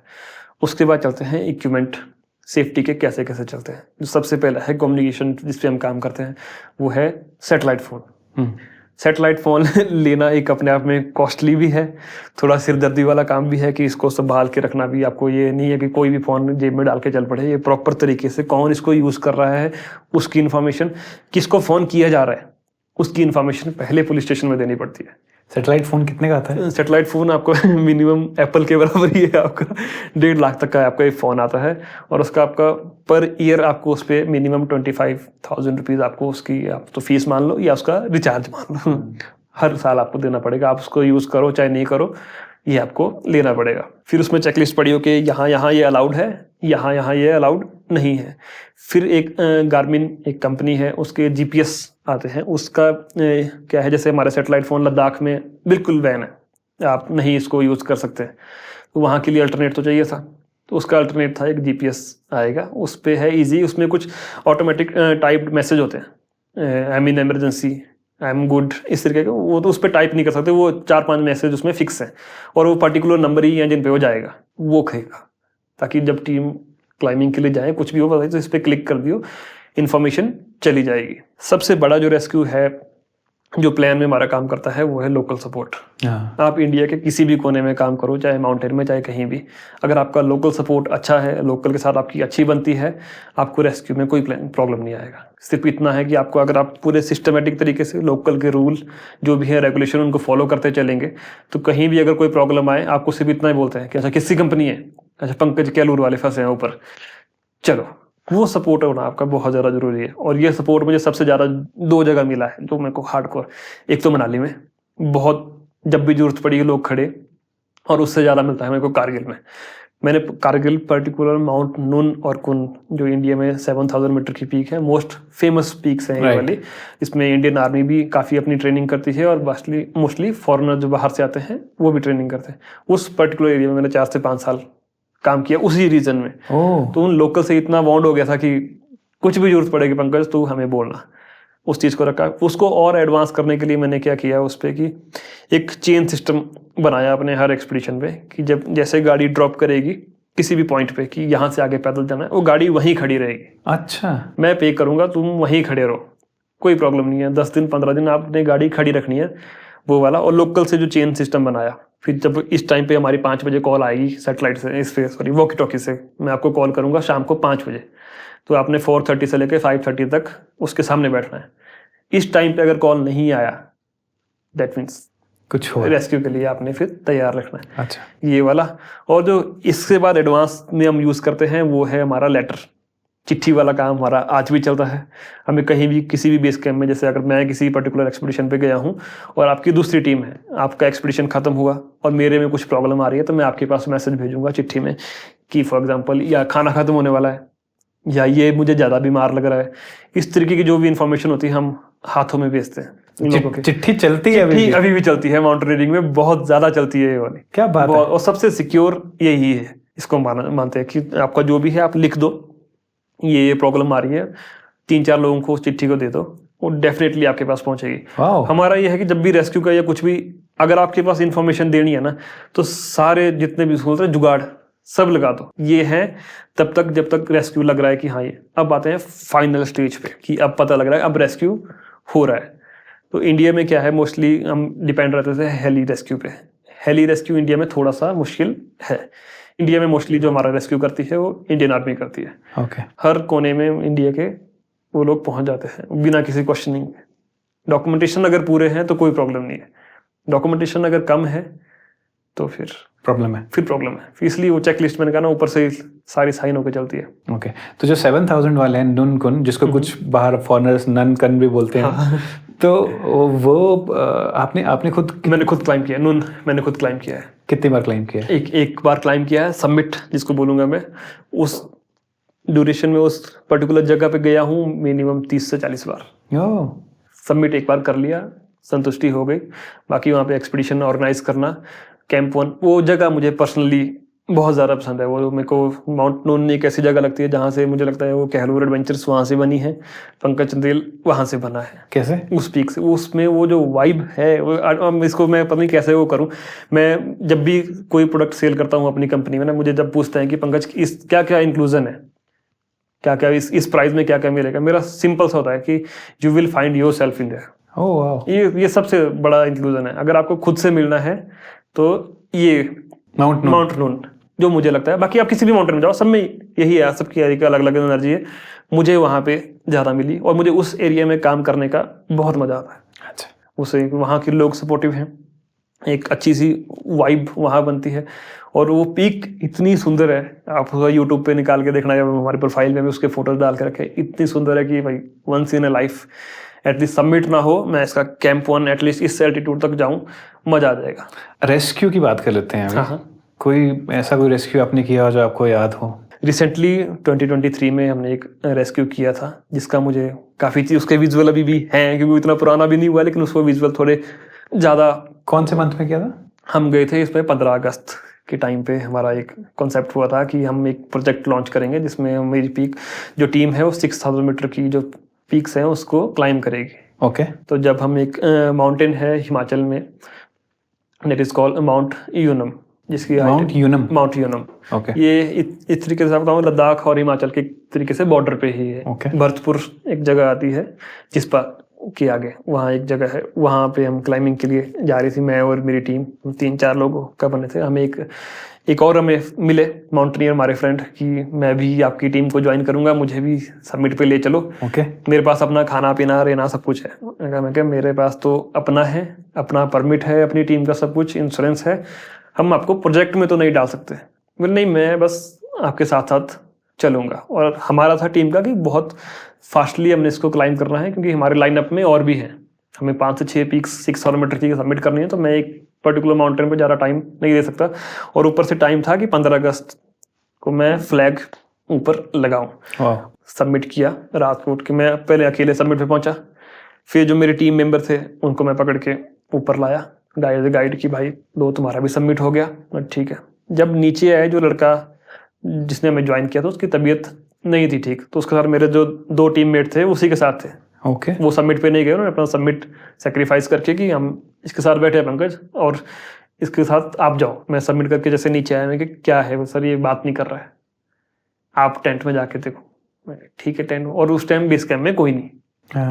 हम 3 से 4 लोग वहाँ बैठे हुए और वहाँ कोई नहीं, और उसमें उन्होंने पेंट में ही अपना बाथरूम वगैरह सब कुछ करके। आई थिंक उस पर एक माउंटेन में एक टर्मिनोलॉजी आती है, उस पर हाई एल्टीट्यूड सिकनेस, ये वाला, वो उनके सिम्टम उसमें दिख रहे थे कि ओके, मतलब सांस नहीं ले पा रहा है, आंखें ऐसे बंद रखी हैं, कभी खोल रहा है, किसी हम आवाज़ कर रहे हैं वो सुन नहीं रहा है वो चीज़ें। फिर वो धीरे धीरे, पहले तो ठीक है लाइटली लग रहा था, फिर धीरे धीरे अंधेरा जैसे जैसे हो रहा था चीज़ें कि ये गलत हो रहा है चीज़ों को। मैं कि ये वाला संभालना मुश्किल जाएगा, क्योंकि मैं एज ए लीडर भी वहाँ था और एज ए कंपनी फाउंडर भी वहाँ था, तो मेरी रिस्पॉन्सिबिलिटी मेरी टीम के लिए भी उतनी थी, और वो भी एक माउंटेनियर था तो उसके लिए भी उतनी ही रिस्पॉन्सिबिलिटी मेरी बनती थी कि छोड़ के तो नहीं आ सकते। फिर टीम ने डिसाइड किया कि ये रात यहीं काटो। यूजुअली हम लोग माउंटेन्स में क्या करते हैं, एक बार माउंटेन सबमिट कर लिया, जितना जल्दी हो सकता है वहाँ से निकलो। वो रात हमने कैसे काटी है ना भाई, आप सोच भी नहीं सकते। हम उस लड़के को, उसकी पूरी ड्रेसिंग हमने जितनी चेंज कर सकते थे वो की। मेरे साथ जो लड़की थी उन्होंने पूरी हेल्प करके उसके ऊपर पूरा ऑयलिंग जितना हम कर सकते थे। उसके होंठ हमें लगा कि ओके पानी नहीं पिया है, खाना नहीं खाया है आज पिछले पूरी रात से, तो पानी एटलीस्ट इसको हम देते रहे थोड़ा थोड़ा, ताकि ये डिहाइड्रेट भी ना हो। कोई नहीं सोया, वही सोए थे, बाकी सारी टीम बैठी रही अपने अपने टेंट्स में। फिर मैं टीम को बोला कि आप लोग सो जाओ, नहीं तो कल तुम लोग भी मुझे प्रॉब्लम करोगे, कि तुम्हें भी कुछ प्रॉब्लम हो जाए। पर वो पूरी टीम ने इकट्ठे बहुत अच्छे से साथ दिया कि नहीं देंगे पंकज कुछ भी होने, इसको भी। मैं कहा भाई तू रात काट, कैसे भी काट, सुबह मेरी जिम्मेवारी है। और वो बोल तो दिया बड़े उसमें, पर मैं ये भूल गया कि मैं भी इस एल्टीट्यूड पे आया हूँ और मैं सबमिट करके नीचे पहुंचा हूँ, और मेरे पास इतनी एनर्जी नहीं बची है कि मैं इसको उठा के नीचे लेके जाऊँ। अगर तो वो ठीक होता, थोड़ा बहुत चल पाता तो उठा के ले आते। वो फुल्ली अनकॉन्शियस चीज़ थी, और वहाँ से नीचे लेके जाना मिनिमम 4 से 5 घंटे का लगता है नॉर्मल उस पे आना। किसी को उठा के लेके आना, उसको डबल ही कर लो आप। मॉर्निंग में जब मैंने टीम को देखा, खुद को देखा कि सारे वॉमिटिंग करना शुरू कर दिया पूरी टीम ने। वो एक माहौल ऐसा बन गया वहाँ पे कि ये एल्टीट्यूड लग रहा है पंकज, अब हम रुकना मुश्किल हो रहा है। फिर वॉमिटिंग, माउंटेनियरिंग में जो हमारा एक्सपीरियंस है, अगर आपको वॉमिटिंग होगी दैट मीन्स आपने जो भी एनर्जी आपके अंदर थी आपने वो सारी लूज कर दी। फिर जो हमने हार्ड कॉल वहाँ पे लिया था, मैं ऑन कैमरा आपको बताऊं, हमने प्रॉपर वीडियो शूट किया। कि भाई ओके हम ऐसा ऐसा करने आए थे, ये हमें मिले, जो भी हमने पूरा उस पर उनको टेंट में डाल के खाना पीना जो बना सकते थे वो बनाया। पर वो सुन कुछ नहीं रहे थे, लेकिन हमने अपनी ओर से पूरा वो करके कि इतना जरूर बोल के गए कि करूँगा तो कुछ ना कुछ पक्का, पर ये कॉल मुझे लेना पड़ेगा कि मुझे यहाँ से जाना पड़ेगा। अच्छा, उसको वहीं छोड़ के? उसको वहाँ छोड़ के, वहाँ पे कोई नहीं है, मेरे हाथ खड़े हैं, अब मैं यहाँ कुछ नहीं कर सकता। पर आऊँगा ज़रूर वापस। ये 100% श्योर है, मेरे माइंड में भी था, मेरी टीम को भी बता रहा हूँ कि आऊँगा ज़रूर, पर अभी निकलो यहाँ से, क्योंकि अगर इसको तो ये तो है ही है, तुम लोग भी मेरे लिए फिर प्रॉब्लम बन जाओगे, इसलिए चलो यहाँ से। हार्ड कॉल्स लेनी हाँ, पड़ती फिर हैं। वो आई थिंक वो लाइफ का मेरा, फिर मेरे को वो सारी चीज़ें आ रही थी याद, जो अपने सीनियर माउंटेनियर की सुनी थी हमने, कि ऐसी कॉल लेनी पड़ती हैं और ऐसा सिचुएशन आए तो ऐसी कॉल लेना। 10 बजे मॉर्निंग में स्टार्ट किया, हम मिनिमम 2 बजे नीचे रोड एड पे हम पहुँच गए। ओके। तो फर्स्ट आता है कि भाई जल्दी से लेटर लिखने वाला काम, रेस्क्यू वाला, चिट्ठियाँ लिखना शुरू कर दो। चिट्ठी है कि हमारा जो जैसे हिमाचल में है, हमारा माउंटेनियरिंग के लिए सबसे सक्सेसफुल मैं मानूँ तो अटल बिहारी इंस्टीट्यूट ऑफ माउंटेनियरिंग है। अगर आपने वहाँ तक आपने इन्फॉर्मेशन पहुँचा दिए कि ऐसी प्रॉब्लम हुई है, 110% श्योरिटी है कि वो लोग आएंगे। अच्छा, बस इतना है कि उन तक इन्फॉर्मेशन पहुँचाओ। ओके। इन्फॉर्मेशन पहुँचाने का तरीका आपका हो सकता है, रेस्क्यू के उनके 1000 हैं। जो शॉपकीपर थे उनको बताया, जो लोकल थे, ठीक है ओके, लेटर जल्दी जल्दी से कि हिंदी में लिख के कि ऐसा ऐसा हो गया है, मैं ऐसा ऐसा पंकज चंदेल पूरा लिख के, ऐसी प्रॉब्लम आ गई है, जितना जल्दी हो सके आ जाओ। ऐसे 5-6 लेटर अलग अलग गाड़ियों वालों के पास दे दिए कि जिस पास सेंटर एक ऐसा आएगा वहाँ पे आपने देना है। वो फिर अपने उस पर चले गए और हम लग गए सेकंड पे। तो वहाँ पे BRO बॉर्डर रोड ऑर्गेनाइजेशन के जो लोग हैं वो उस रास्ते को डेली मेंटेन करते रहते हैं, तो उनके पास एक अच्छी खासी मैन पावर होती है। फिर हम उनके पास गए कि ऐसी ऐसी प्रॉब्लम है, एंड सिंपली कि पंकज हम जाएंगे बट वी नीड मनी। ये तो कोई बात ही नहीं है, वहाँ तो जान फंसी है। मैं कहा जो भी है आपका ये लेके जाओ। BRO के जो लोग काम करते हैं, हाँ, मतलब डेली बेसिस पे जो उनकी बात कर रहे हो आप? बिल्कुल, जो लोकल हम फिर कहते हैं, जो लेबर वहाँ पे काम करती है, ओके। उनको हमने बोला। फिर उन्होंने कहा हमारे ये जो हेड हैं उनके, उनसे बात करो, हमें जाने में कोई दिक्कत नहीं है, हम पैसा लेंगे मनी ऑब्वियसली। ठीक है, कोई ये कोई वो नहीं है, ये तो हो जाएगा, वो ठीक है ओके।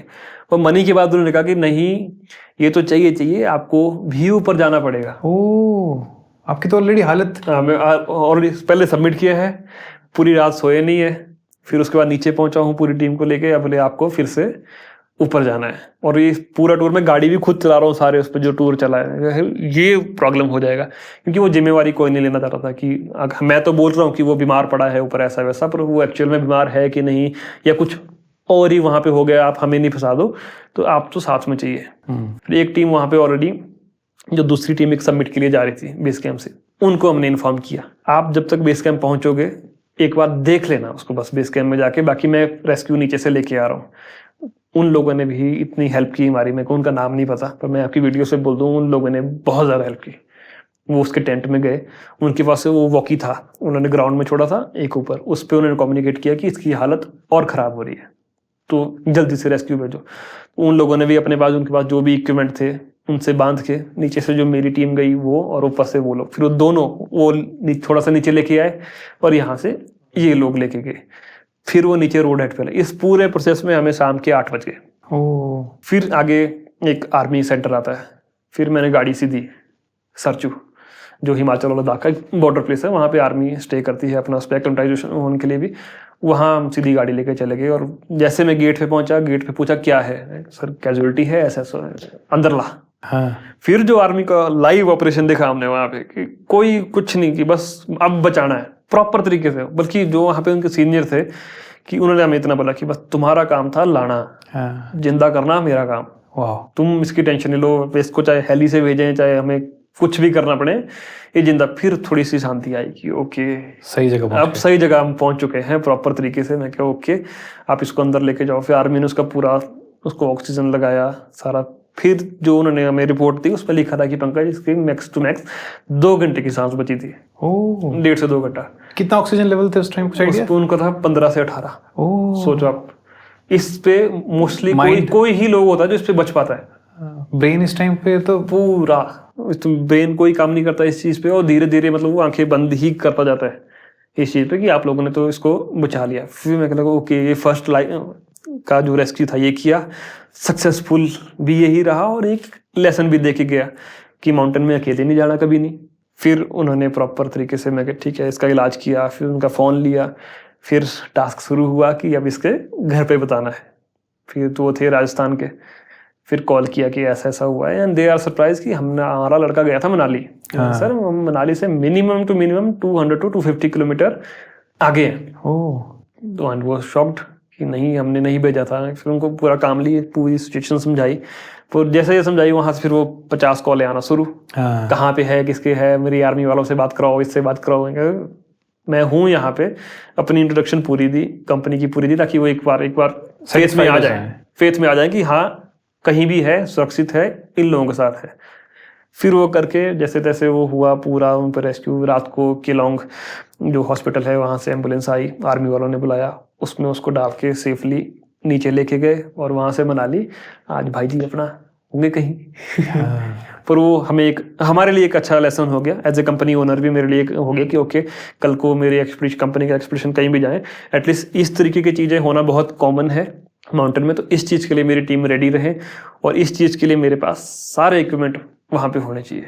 और तीसरी बात, बगार नहीं पड़नी। तीसरी बात बगार नहीं भाई। तो ये वाला ये मैं इसलिए बोल रहा हूँ क्योंकि यार आपके साथ, आपकी उस मेन प्रोजेक्ट में तो नहीं थे वो भाई साहब? नहीं, हमारे साथ कुछ नहीं। ठीक है, अब जैसे तैसे फोन करके आपको बोल दिया और आपने भी बोल दिया चलो ठीक है, सर्टिफाइड हो, वो सब चीजें हो गई। वही वाली चीज। बट स्टैंप तो आपके ऊपर लगनी थी ना कि कहलूर वाला वो आ गया ना, कंपनी का नाम आ गया, पंकज का नाम आ गया। मैं कहा मेरा पूरी कोशिश चली है कि मैं कंपनी का नाम ऐसा बनाऊं कि इंडिया में रेस्क्यू, दैट मीन्स कहलूर। वो मेरे माइंड में चला कि मैं इस प्रोजेक्ट पे काम करना है। और मैं कहा ये अगर मैं लेके गया, इमेज लेके गया, तो ये पूरी उम्र चिपकी रहेगी। कहलूर कौन से कहलूर, अच्छा वो ऐसा हुआ था, कैजुअलिटी हुई थी, वो इमेज नहीं चाहिए थी। फिर मैं कह नहीं। और बाकी बीइंग एन हिमाचली मुझे लगता है ये वाला है हमारे में कि भाई कुछ भी हो जाए नहीं देंगे उन्हें। चाहे खास दोस्त हो, नी भी जानते हो, लेके जाएंगे। हमने इसलिए हेल्प कर दी कि कल को हम फंसे तो शायद कोई हमारी भी कर दे। तो इसलिए आप माउंट एवरेस्ट, हाँ, वहां पे एक्सपीडिशन करनी है तो 40 से 45 लाख रुपए, 50 लाख रुपए, 60 लाख रुपए खर्च होता है आराम से। इतना महंगा क्यों है? परमिट सबसे पहले तो। अच्छा, परमिट ही है। कितने का? 10 से 11 लाख का तो परमिट ही है। और ये देता है नेपाल की गवर्नमेंट? नेपाल गवर्नमेंट। अच्छा, नेपाल ये किसी कंपनी को नहीं जा रहा है डायरेक्टली। अगर आप कंपनी भी कर रहे हैं नेपाल की तो वो गवर्नमेंट को देगी। उसके अलावा क्या है? उसके अलावा है आपका सबसे ज्यादा जो आपका जो क्लॉथिंग है, शूज 1 लाख से ऊपर, ठीक है, स्लीपिंग बैग 1 लाख से ऊपर, गॉगल 20-30 हजार का, क्लॉथिंग उसकी प्रॉपर अगर आपको क्लॉथिंग लेनी तो आपको 7 से 8 लाख का खर्चा है। अच्छा, अगर आपको मोस्टली तो इसको अफोर्ड भी नहीं कर पाते, इसलिए इसको रेंटल लेते हैं। बाकी का 20-25 लाख रुपए का? बाकी जो कंपनी इसको ऑर्गेनाइज कर रही है, अच्छा, उसका जो लॉजिस्टिक लगता है, उसमें ऐसा नहीं है कि मैं एक नॉर्मल 10-15 हजार का टेंट लगा दूंगा। जो टेंट की जो क्वालिटी होगी वो 50-60 हजार का टेंट होगा, इससे ज़्यादा ही कॉस्टली होगा, बल्कि 1-1 लाख तक के टेंट होंगे, ताकि उस विंड को, उस टेम्परेचर को वो झेल पाए। वो है उस हाइट तक फूड पहुंचाना। राइट, 8000 मीटर तक जा रहा है आपका, 7000 मीटर तक आपका फूड की चेन चली हुई है। 7000 अब अभी जा रही है आपकी फूड की चेन, आपको जा रहा है। ऑक्सीजन सिलेंडर आपके उठाए जा रहे हैं, उसकी कॉस्ट, और जो उसको उठा के लेके जा रहा है शेरपा, उसकी कॉस्ट। शेरपास लोग भी अच्छा, शेरपा ही है माउंटेन्स में जिसको रियल माउंटेन्स हीरो हम लोग मानते हैं। राइट, जिनकी एक है पर्टिकुलर जीन जो इस कंडीशन में, हार्श कंडीशन में, पता नहीं कैसे, गॉड ब्लेस, बट बहुत स्ट्रांगली काम करती है। अच्छा, जितने भी इक्विपमेंट्स लेके जाते हो आप किसी भी एक्सपीडिशन में, हाँ, सबसे इम्पोर्टेंट इक्विपमेंट आपको क्या लगता है कि ये नहीं हुआ तो समझ लो कि लाइटर हम यूज करते हैं नॉर्मल लाइफ में, अपना एक लाइटर हम यूज करते हैं। वो अगर नहीं लिया, आपका एक्सपीडिशन चाहे 1 लाख का है चाहे 40 लाख का, फेल हो जाएगा। कैसे? खाना बनाने के लिए सबसे ज्यादा जरूरी है अच्छा, हाँ, आग। राइट, आग हमें चाहिए वहाँ पे, क्योंकि आपने सब कुछ भी उठे, क्योंकि मोस्टली जो बड़ी बड़ी चीजें हैं ना, जो इक्विपमेंट बड़े बड़े हैं, वो आपको ऑब्वियसली वो याद भी रहते हैं और उसको आप देख के भी ओके ये सब कुछ आ गया, वो दिखती है सामने चीजें।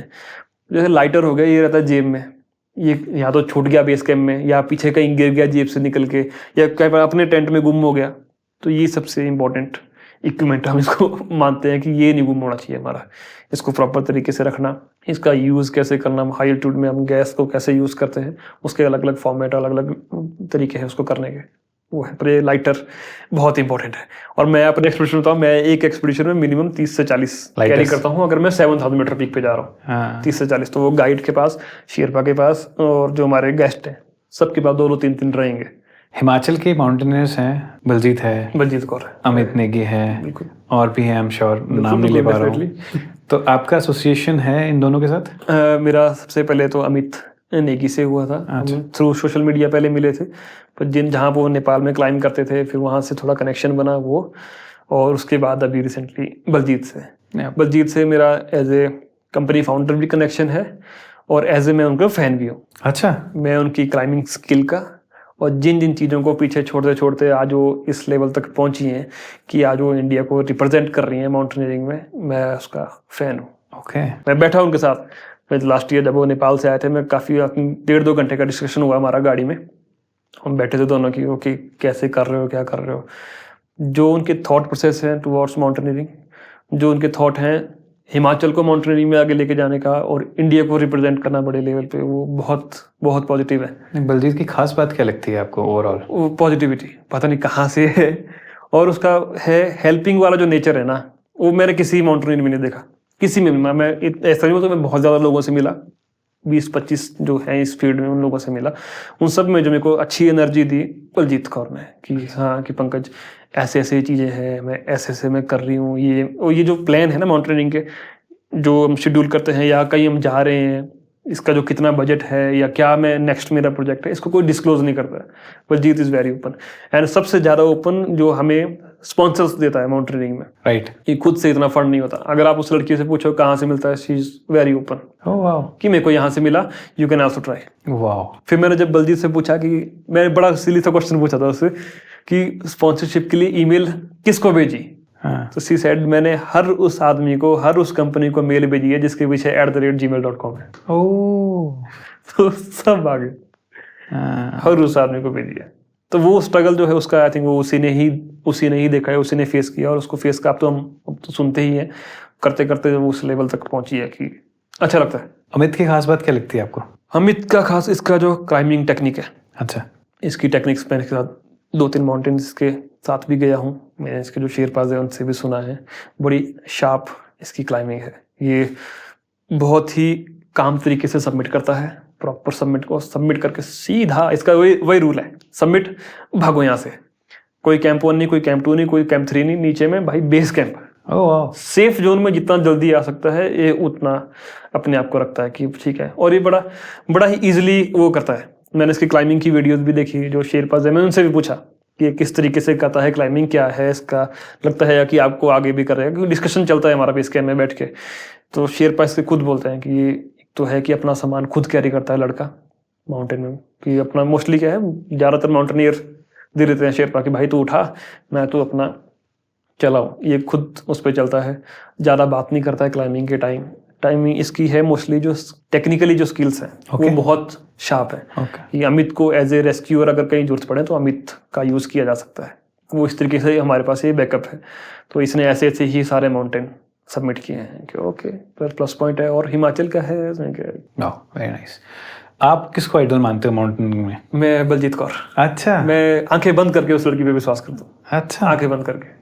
मैं एक तो सेलिब्रिटी बोल सकता हूँ उसको, मैं वो है आज के टाइम में जो उन्होंने अचीवमेंट की है, वो एक अच्छी पोजीशन पे पहुंच गई हैं। जब भी कॉल करो कि सर मैम 5 मिनट के लिए मिलना है बलजीत, एक तो पहले मैम मत बोलो और आ जाओ। शी इज वेरी हम्बल, मेरी बात हुई है। बहुत बहुत हम्बल, और एक एक चीज़ की इन्फॉर्मेशन प्रॉपर तरीके से कि ऐसे ऐसे है, ये है, वो चीज़ें ऑन द टेबल रख देती है सारी। बाय द वे बलजीत ने हमें वो किया है कि मैंने आपको प्रॉमिस किया है मैं आऊंगी आपके पॉडकास्ट पे। डेफिनेटली आएगी, वो आएगी। वो उसने बोल दिया, आई थिंक आप नहीं आ पाओगे, वो पहुंच जाएगी। वो है, वो हिमाचली कल्चर वाला वो भी है, उनमें है प्रॉपर तरीके से, और वो कर रही है लड़की का। तो बिलासपुर में एडवेंचर स्पोर्ट्स का क्या देखते हो आप फ्यूचर? बिलासपुर में एडवेंचर स्पोर्ट्स का बहुत ज़्यादा फ्यूचर मैं मानता हूँ, जो भी मैं पिछले 2-3 सालों में प्रॉपरली देख के आया हूँ। स्पेशली है हमारे 2 चीज़ों के ऊपर जो मेन फोकस जा सकता है। एडवेंचर में बात करूँ, एयर में तो पैराग्लाइडिंग वाला जो है हमारे पास बहुत अच्छी साइट है हमारे पास। हिमाचल टूरिज्म चाहे उसको बहुत बड़े लेवल तक और ज़्यादा लेके जा सकती है, काफ़ी यूनिक है और काफ़ी सुंदर है। सेकंड है हमारे पास वाटर स्पोर्ट्स। वाटर स्पोर्ट्स में तो आप जितनी एक्टिविटीज़ आपको डालनी है उतनी डालो। इस साल के लास्ट तक मैं आपको आपकी पॉडकास्ट पे बता के जा रहा हूँ, इस साल लास्ट तक तो मैं खुद बिलासपुर में मैं खुद कोर्स करने के लिए जा रहा हूँ। वाटर स्कीइंग का एक नया कॉन्सेप्ट है, मैंने भी इसके बारे में अभी पढ़ा। इसके कुछ कोर्सेज होते हैं अलग अलग जगह, इस कोर्स को कंप्लीट करके आऊँगा तो बिलासपुर में डेफिनेटली मैं भी इस चीज़ पे करूँगा। वाह, वेरी नाइस। IMF का आपने बहुत ज़्यादा जिक्र किया है। हाँ, IMF के बारे में बताओ ना थोड़ा सा। IMF एक नेशनल बॉडी है इंडिया में। इंडियन, इसका फुल फॉर्म है इंडियन माउंटेनियरिंग फाउंडेशन। इनका जो मेन ऑफिस है वो दिल्ली में है, बाकी इनकी सब ब्रांचेस ऑलमोस्ट हर माउंटेन एरियाज में है। ओके, इन्होंने बना के रखे हैं। किसी भी माउंटेन पे अगर जाने के लिए आपको परमिट चाहिए तो IMF से आपको परमिट लेना पड़ता है। ऑनलाइन मिलता है? ये ऑनलाइन मिल जाता है। पहले ये ऑफलाइन था, अब इन्होंने इसको ऑनलाइन, फुल्ली ऑनलाइन इसको आपने कर दिया है। और सेकेंडली, इंडिया में माउंटेनियरिंग के लिए जो भी रूल्स बनते हैं वो IMF ही डिसाइड कर रहा है। ओके, और स्पेशली एक और चीज़ इसमें बताऊं तो IMF हर साल 1-2 साल छोड़ के बीच में IMF एवरेस्ट के लिए स्पॉन्सरशिप भी देता है। Oh, लोग wow. जो प्री एवरेस्ट या एवरेस्ट के लिए एक्सपीडिशन जाते हैं, IMF मैसिव एक्सपीडिशन जाते हैं, उसमें लेके जाता है। और सेकेंडली आपके जो क्लेमोथॉल जिसको हम बोलते हैं, क्लीन द हिमालय, इस तरीके के कॉन्सेप्ट हैं जो भी IMF ऑर्गेनाइज करता है। और जो इंडिया में जो माउंटेनियरिंग कंपनीज हैं उनको रिकॉग्नाइज करता है, उनको अप्रूव करता है। ओके, ये कंपनी है। और अगर आप गाइड हैं या कुछ भी इस तरीके के आपने कोर्स किए हैं, आप अपने सर्टिफिकेट IMF की वेबसाइट पे अपलोड कर सकते हैं। उसका चांस क्या है, सबसे बेस्ट उसका बेनिफिट है कि फॉरेनर जब भी इंडिया में आता है अबव 6000 मीटर पीक क्लाइंब करने के लिए, एक लाइजन ऑफिसर उसके साथ आता है। अच्छा, लाइजन ऑफिसर का मतलब हो गया, उसका ड्यूटी होता है कि फॉर एग्जाम्पल, अगर A नाम से कोई पीक बुक की है, जैसे for example Mount Nun book किया है फॉरेनर्स ने, तो liaison officer will take care कि वो कून पे ना जाए। अच्छा, ठीक है। और फॉरेनर्स को किसी भी तरीके की कोई प्रॉब्लम ना हो, कंपनी के द्वारा भी और वहाँ पे लोकल के उसमें। और जो भी परमिट चलते हैं आर्मी के लिए, रेस्क्यू के लिए, तो लाइजन ऑफिसर उसके लिए रिस्पॉन्सिबल होता है। इसके लिए आपको प्रॉपर्ली पेमेंट भी मिलती है, इसकी ट्रेनिंग भी है, और ये आई थिंक एम्प्लॉयमेंट का भी एक अच्छा जरिया है। कुछ गलतफहमियां भी होती हैं माउंटेनियरिंग को लेके? माउंटेनियरिंग को लेके काफ़ी गलतफहमियां लगी रहती हैं कुछ चीज़ों पे। कुछ पहले तो ये कॉन्सेप्ट ही करते क्यों हो। हाँ, क्यों करते हैं भाई? एक तो इसका सिंपल सा था, आई थिंक मैं ऑथर का नाम भूल रहा हूँ, उन्होंने बड़ा सिंपल सा कोट किया था, we climb the mountain because it's there. Oh, ये तो सिंपल सा है। दूसरा मैंने आपको बताया, अगर आपको अपना कॉन्फिडेंस बिल्ड करना है, अगर आपको खुद से मिलना है, ज्वाइन द माउंटेनियरिंग। ये ऐसा नहीं है कि आपको माउंटेनियरिंग फील्ड में काम करना है तभी आओ, नहीं, आप किसी भी फील्ड में काम करें, किसी भी फील्ड में काम कर रहे हैं आप, छुट्टी लेके ये कोर्स डेफिनेटली करो। ये आपकी लाइफ टाइम आपकी अचीवमेंट जब पूछी जाएगी तो आई थिंक सबसे पहले आप यही बताओगे। ये फुल्ली चेंज कर देगा, फुल्ली चेंज आपकी लाइफ कर देगा। आपको छोटी से छोटी चीज़ की आपको इंपॉर्टेंस पता लग जाएगी। मैं जब टूरिज्म फील्ड में था तो इतना ज़्यादा मैंने भी ध्यान नहीं दिया। जैसे हम कचरा फेंक देते हैं कहीं भी, कचरा ना फेंकना, ठीक है, आपने बोल दिया नहीं फेंकना, कहीं ना कहीं कंट्रोल कर, क्यों ना फेंकना, उसके इम्पैक्ट जो हमने लाइव देखे हैं माउंटेनियरिंग में, तब पता लगता है कि ओके नहीं फेंकना चाहिए। कैसे, क्या हम ग्लोबल वार्मिंग, जैसे ग्लोबल वार्मिंग की हम बात करते हैं तो सबसे पहले माउंटेनियर ही हैं, हम उस चीज़ में डायरेक्टली वर्क करते हैं। जिस ग्लेशियर से हम कहते हैं ना कि ग्लेशियर से ये चीज़ें बनती हैं, यहाँ से पानी आता है, हम उस ग्लेशियर पे होते हैं कि जहाँ से वो पानी निकल रहा है। तो मैंने यहाँ गंदा कर दिया तो ये जहाँ ये जा रही है, ये पॉल्यूटेड जा रही है। राइट, तो वहाँ से आपको छोटी सी चीज़ दिख जाती है कि ओके ये है, तो वो माउंटेनियरिंग चेंज कर देता है स्पेशली। दूसरा, आपके नेचर में इतना ज़्यादा चेंज आ जाएगा, आप बिलीव नहीं करोगे। मैं इस चीज़ को, मैं बड़े कॉन्फिडेंस से इस चीज़ को कहता हूँ कि माउंटेनियरिंग जो आपको चेंज कर देगा ना, जैसे मेरे उसमें किया है कि जब कोई नॉर्मल कंडीशन होगी ना तो थोड़ा अजीब सा लगेगा, जितनी ज़्यादा प्रॉब्लम आती जाएंगी आप बड़े कामली बैठे होंगे। ओह वाह, कि मैं कर लूँगा। माउंटेनियरिंग जो है स्पोर्ट्स नहीं है, it's a lifestyle. It's a lifestyle. ये सिंपल है, आपने खुद ही बोल दिया, मैं बोलने वाला था। ये लाइफस्टाइल है। इसको एक बार आपने ले लिया, आप एक बार जी लिए, आप इतना रख लो कि जब मैं क्लाइंबिंग करके वापस जाता हूँ दिल्ली जैसी जगह मेरे को जाना, जहाँ ऑटो वालों के हॉर्न चले होते हैं, ऑटो वाला हॉर्न मारे जब भी लड़ाई करने का मन करे, ओके सॉरी भाई, वो सॉरी ऑटोमेटिक आ जाएगा कि भाई नहीं लड़ना है। आपने अभी ईरान का भी टूर किया ना? रिसेंटली हम ईरान का टूर करके आए थे जुलाई में, अमित के साथ, लास्ट ईयर, अमित नेगी के साथ। हम दोनों, हमारी जो कंपनी है कहलोर एडवेंचर्स, वो सिलेक्ट हुई थी इंडिया में। एक कंपनी है फॉरेन में, जर्मनी में, 14 माउंट करके, जो 8000 मीटर पीक हैं उनमें क्लाइंबिंग कराने के लिए स्पेशलिस्ट है। उन्होंने ये कॉन्सेप्ट निकाला कि हम ऑल ओवर द वर्ल्ड में कंपनी सिलेक्ट करेंगे ताकि एक कम्युनिटी बिल्ड हो जाए और हमें वर्ल्ड के किसी भी कोने में जाना हो तो हमारा डायरेक्ट कॉन्टैक्ट हो। ओके, तो उसमें काफ़ी कंपनीज ने अप्लाई किया था, इंडिया से भी होपफुली काफ़ी लोगों ने किया था, उसमें हमने भी डाला। ओके, फिर हमें ऑफर मिला कि okay Pankaj, we are going to organise the meeting in Iran, कि आप लोग ईरान आइए। आप पहले ऑफर ये था कि आप अकेले आओ, for example out of the country जाना है तो मैं किसी को साथ लेके आऊँगा। बोले okay no problem. Then we select Amit Negi, अब यंगेस्ट माउंटेनियर है हमारे इस पे, हिमाचल में है, एक अच्छा काम कर रहे थे। और वहाँ से ऑफर मिला था कि अगर आप दोनों माउंटेनियर्स आ रहे हैं, you can climb the highest peak of Iran. तो हमने वो भी मौका नहीं छोड़ना था। अच्छा, आपने भी फिर हम वहाँ पे गए। सबसे पहले we sign the contract, 2 company के बीच में कॉन्ट्रैक्ट हुआ। ओके, वो मुझे लगा कि ओके, कहलूर का ये फर्स्ट स्टेप, इंटरनेशनली स्टेप, जिस चीज़ से हमने कंपनी खोली थी, अब हम एक अच्छे ट्रैक पे आ रहे हैं। ओके, फिर हमने परमिट बनाया ईरान माउंटेनिंग फाउंडेशन से, प्रॉपर बेस कैंप हम पहुंचे और रात को इंस्ट्रक्शन आया, यह कम्युनिकेशन गैप, कि पंकज रात को जो टेम्परेचर होगा -21 तक जाएगा। और मैं और अमित पूरा कपड़े पूरी पैकिंग ले ली हमने कि चलो। रात को किया हमने स्टार्ट अपना, मिनिमम आई थिंक 2:30 बजे हमने अपना स्टार्ट किया कि ओके हम नेक्स्ट टू नेक्स्ट 8 बजे तक हम सबमिट पे पहुंचेंगे। ओके, तो अमित को नहीं था इस चीज़ का पता कि जो माउंट दमावंद जो ईरान का हाईएस्ट पीक है, ये एक वॉल्केनो है। अमित को इसका नहीं था पता। ठीक है, जैसे -21 डिग्री है, मैं उस चीज़ को सीरियस लेके पूरे कपड़े डाल लिए। अमित ने भी पूरे धीरे धीरे जब चलते गए ना, अरे अमित भाई गर्मी लग रही है बहुत ज़्यादा। जब निकले थे टेंट से तब ठंडी थी, लेकिन जैसे जैसे ट्रैक स्टार्ट किया, आधा 1 घंटा हुआ, भाई मैं गर्मी लग रही थी बहुत ही ज़्यादा। और इतनी डाली थी मैं मेरी पैंट से एक स्टेप नहीं लिया जा रहा था। 2 पैंट डाली हुई, स्टेप नहीं लिया जा रहा है।